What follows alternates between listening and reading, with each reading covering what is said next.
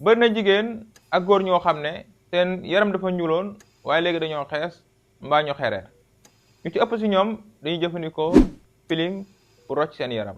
loola waral tey ñu la tontu ci laaj bi ndax peeling baax na. pour tontu ci laaj bi dañ leen wax lan mooy avantage su peeling ak lan mooy inconvénient peeling.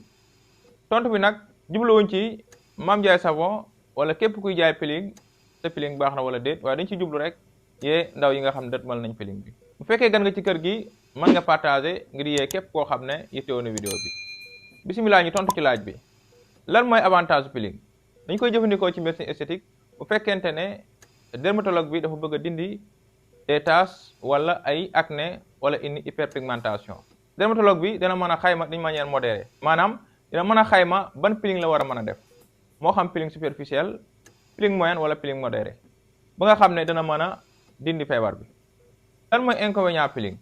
inconvénient peeling buñ koy wax mooy ñi nga xam ne nekkuñu ay spécialiste maanaam ñi nga xam ne peeling xamuñ ci lu dul jàmm ci ay seau wala ci ay paan rek commencé def ci ay pot commencé diw seen yaram loolu mën na indi ay jafe-jafe yu doy waar sa wàllu wér-gu-yaram.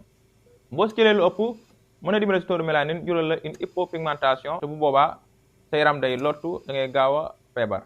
mën na la jural également une hypersensibilité des rayons ultraviolets bi nga xam ne mën na jugee ci jant mën na jugee également ci leneen lu dul jant parce que boobaa mën na la jural sa yaram di gaaw a lakk wala sax mu jural la canceru der.